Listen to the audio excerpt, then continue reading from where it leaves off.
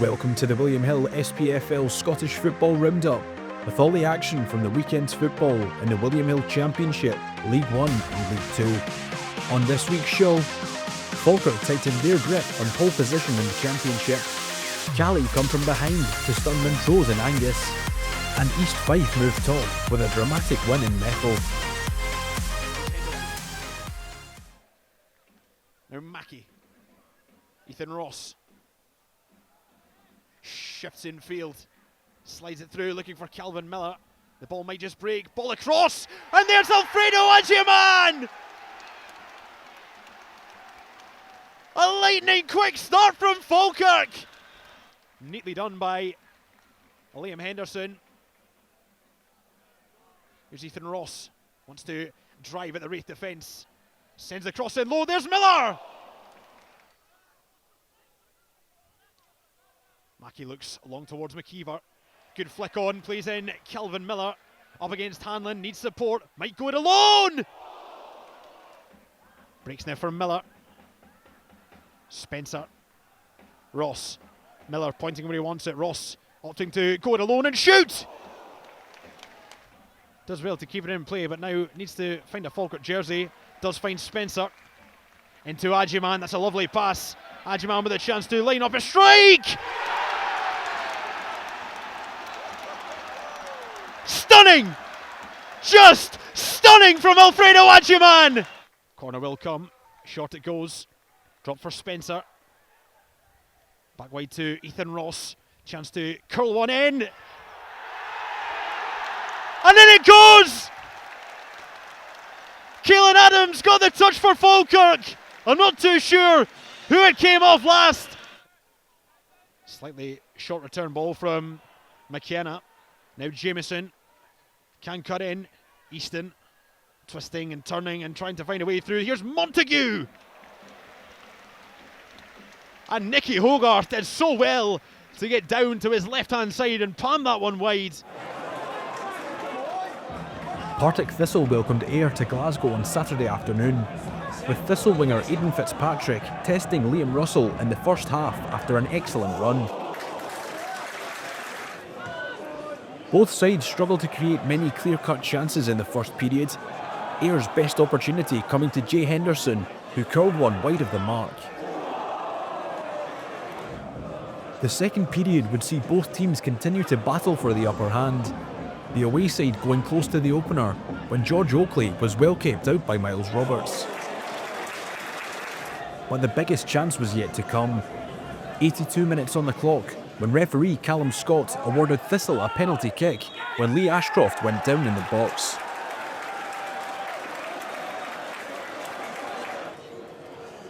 It was Kyle Turner to step up for Thistle. He wrong-footed Russell to put his side a goal up late on.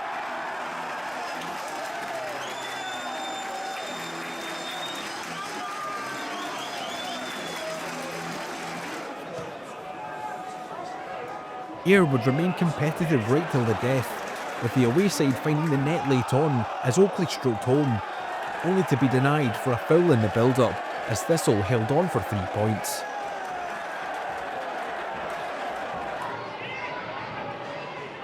Two sides struggling for consistency faced off at East End Park, with Aaron Conway's headed effort the best chance in an even first half.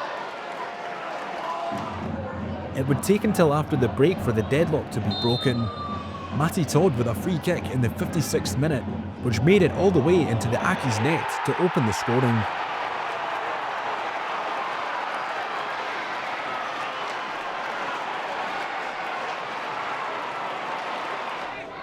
But from one set piece to another, Accies would respond in kind in the 74th minute.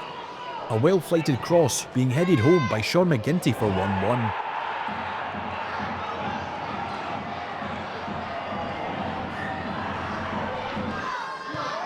Dunfermline though were determined to take the lion's share of the spoils and retook the lead on 83 minutes as Dapple Mabridi set up Josh Cooper to slot home.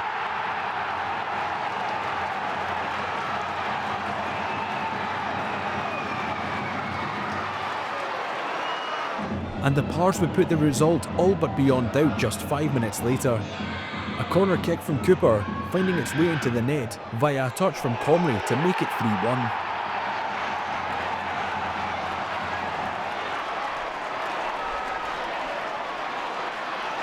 But Accies hadn't given up all hope, the away side winning a penalty kick in added time after a good run from Ewan Henderson.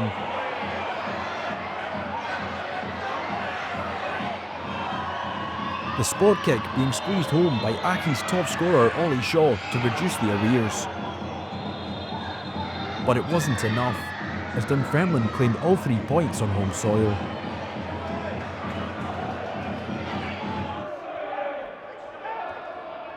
Queen's Park hoped to kick on after a pair of cup wins as they welcomed Airdrie to Hampden. The Spiders taking just 14 minutes to open the scoring through Dom Thomas.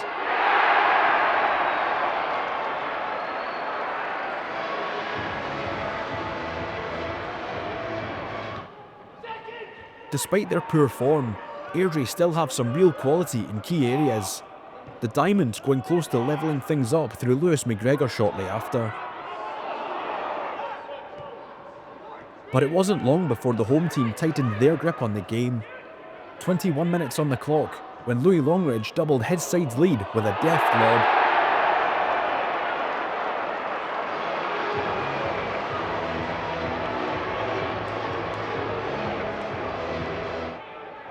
And Longridge could have had another goal before the break. The Queen's Park winger with another big chance, only denied by a last-ditch sliding block from Flynn Duffy. The second half would see the home side continue to knock at the door. Another chance going begging as Sean Welsh sent one wide from a corner kick. Queen's Park's combination play was excellent at times and led to a great opportunity for Zach Rudden to make it 3-0 before time, but the hosts had to settle for 2 on a chilly afternoon at Hampden.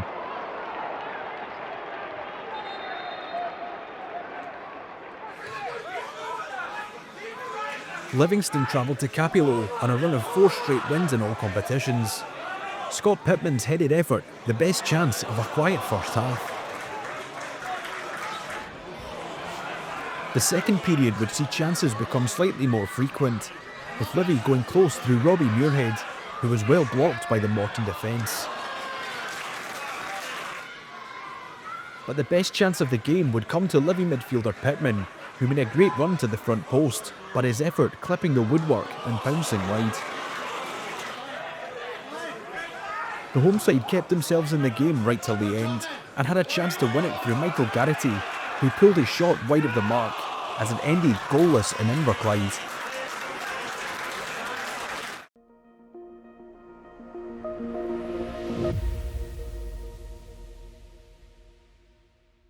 Let's look at how things stand in the William Hill Championship. Falkirk extended their lead at the top of the table to 8 points with a big home win.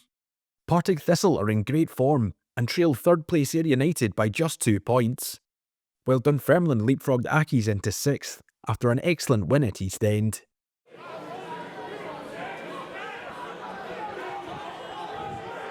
Caley Thistle started brightly in their trip to Lynx Park, but it was Montrose who took the lead after just 27 minutes, thanks to a fine header from Graham Webster.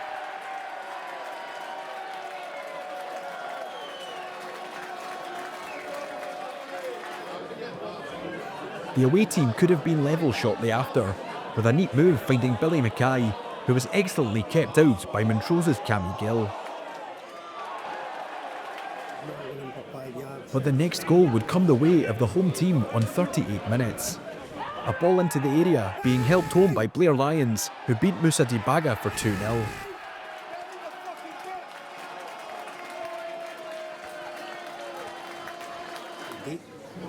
Caley Thistle would begin to mount a comeback midway through the second half. 64 minutes gone when Louis Longstaff fired home from outside the area to make it 2-1.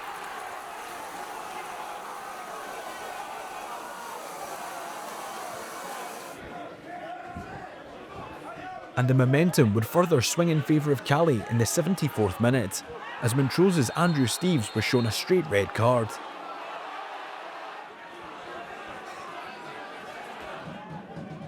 The away side would fully capitalise on the man advantage before time, with a delivery on 88 minutes finding Paul Allen, who levelled the scores.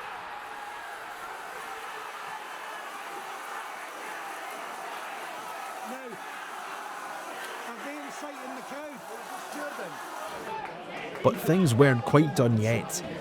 Allen with a 94th minute corner kick for Kelty, which curled all the way into the net to complete an incredible comeback. Incredible fight and spirit shown by Scott Kelleher's side to claim victory.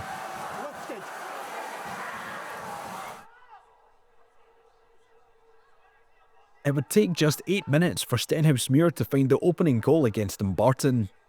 Matty Yates' free kick catching Brett Long off guard to make it 1-0.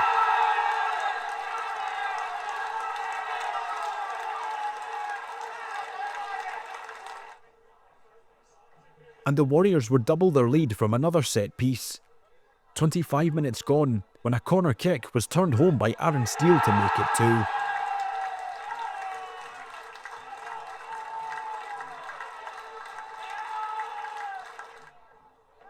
The pressure was relentless from Stenhousemuir throughout this one, with Dumbarton being reduced to 10 men before the break, as Finlay Gray was sent off in the 44th minute.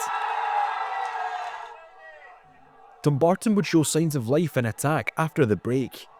The visitors' best chance coming to Matty Shields, who worked the angle well, but couldn't beat Darren Jameson. Having already been reduced to 10 men, things would get even worse for Suns in the 70th minute. Goalkeeper Brett Long being penalised for an off-the-ball incident, with Stenhousemuir being awarded a penalty and Long shown a straight red card. Having scored the Warriors' opener, Yates stepped up and tucked home his second of the game.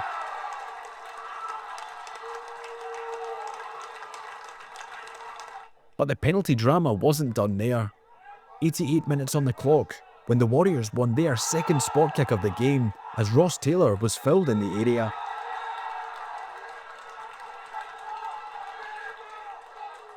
With 2 goals in pocket, Yates would confidently step up and complete his hat-trick.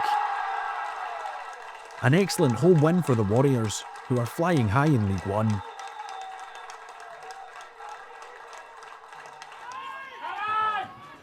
Oh, a complete now of Waters. Goes out wide.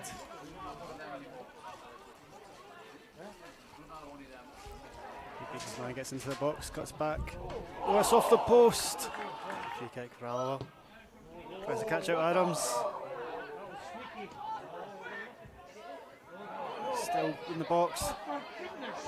Doesn't break. It's chaos and it's in. Eventually turned in for Donnelly. It was messy in the box. Corner comes in. It's headed away. Goes back out to Cunningham. Go back in better. Towards O'Weir. Oh, it's off the bar. It fell to Johnston. Pass was to no one there.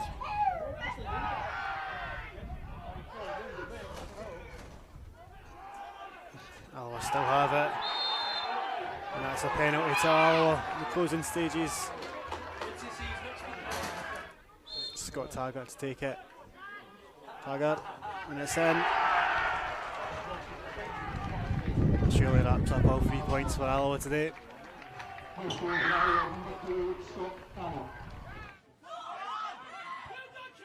Annan Athletic looked bright in the early going of this one, with Aidan Smith creating an early chance for the hosts, only to be denied by Cove's Nick Suman.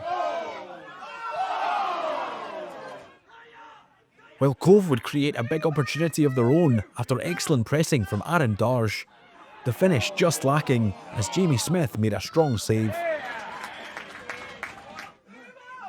But the opening goal would come from good defensive work from Darge on 24 minutes. He released Declan Glass, who picked out the bottom corner for 1-0.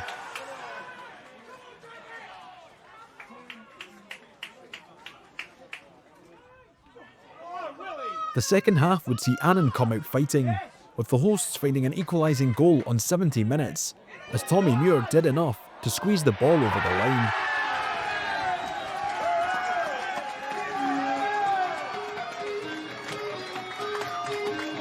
and there would be a big chance for Annan to claim the points shortly after, with Paul Smith filled in the area just 2 minutes later, leading to referee Alistair Grieve pointing to the spot. It was attacker Smith to take the spot kick for Annan, but he was well kept out by Cove keeper Suman as it ended level at Gallowbank.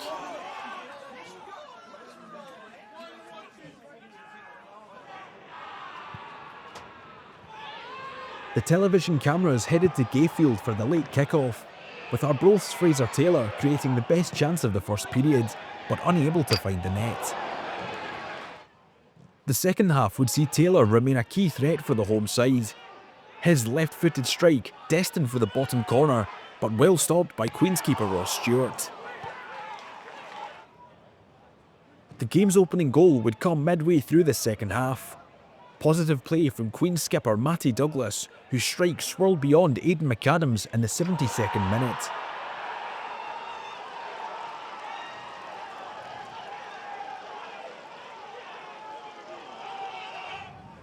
But the home side would respond in double quick time. 76 minutes on the clock, when Innes Murray's curling ball crept into the Queen's net with a little help from the wind.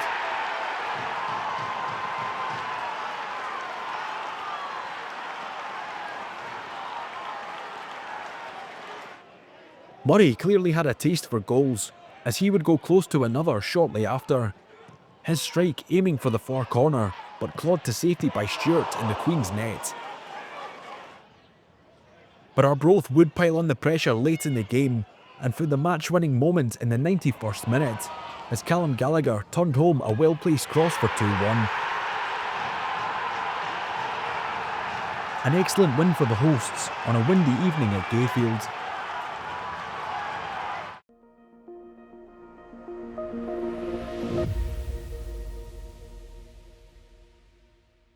Here's a look at the latest standings in William Hill League 1. Stenhousemuir lead the way after a 4-0 home win over Dumbarton. Alloa and Arbroath are hot on their heels, just 2 points behind the Warriors. While Thistle's dramatic win in Angus reduces the gap between themselves and 8th place Annan to 8 points.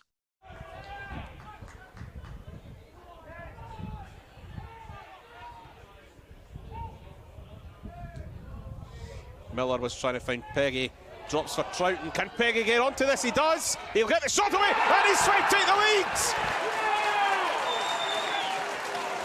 Rhys Peggy flashes it back across Aidan Glavin.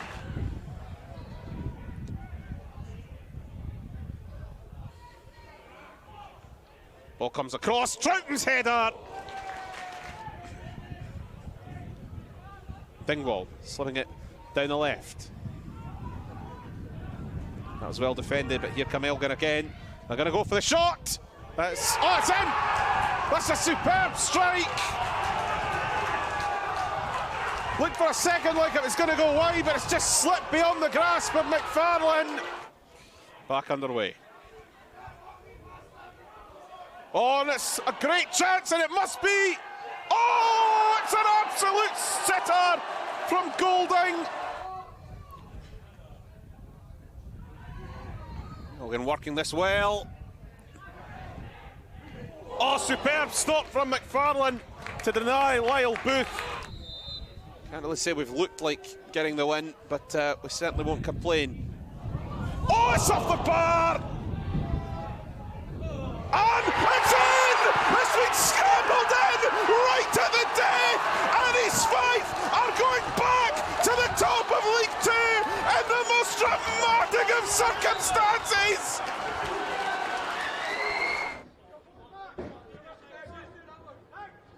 Two sides battling at either end of the table faced off at New Douglas Park, with the home team gaining the upper hand in the 34th minute through Robbie Leach.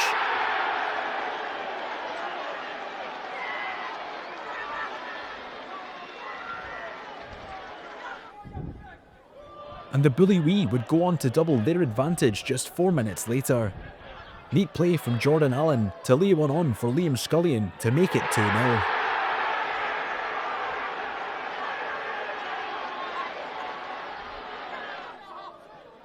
But the away side would begin to lay foundations for a turnaround before the break. 44 minutes gone, when a cross from the right was turned home by Andy McCarthy.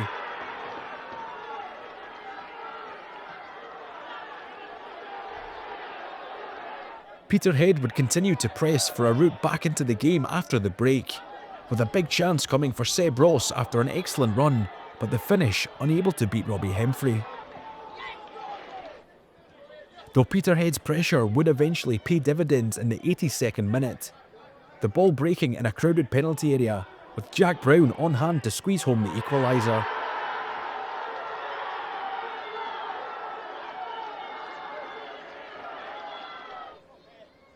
But despite Peterhead's best efforts, there was more late drama to come, with a long ball in the 90th minute finding Scullion, who lobbed Stuart McKenzie for 3-2.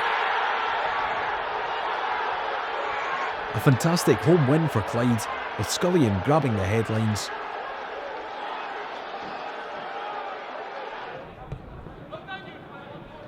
Forth Bank was the venue for this clash on Saturday afternoon, with the Beanos going close to taking the lead early on, but James Graham sent his close-range effort well over the top. Connor Young has been red hot in front of goal for City this season, but the striker would be made to wait for his 14th goal of the campaign, as he was kept out by a top save from Derek Gaston. But Young wouldn't be denied for too long.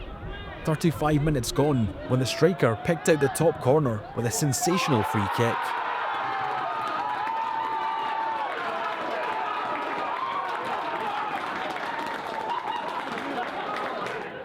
And Young would go close from another free kick in the 39th minute. Gaston doing enough to deny the striker this time round, but City eventually finding the net through Dylan Wells for 2-0.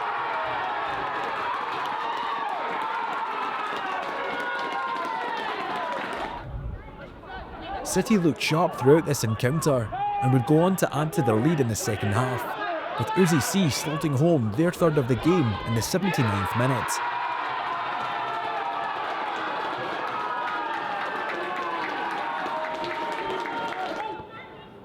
The citizens would continue to pile on the pressure late into the game, with Innes Lawson narrowly passing up a chance to make it 4, as City returned to the capital with all 3 points.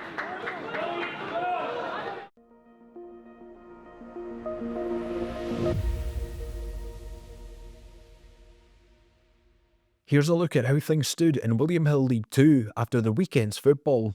East Fife moved to the top of the table with a dramatic win over Elgin City. Edinburgh City leapfrogged Stirling Albion into 4th with a victory at Forth Bank, while Clyde sat 8th thanks to an excellent home win over Peterhead.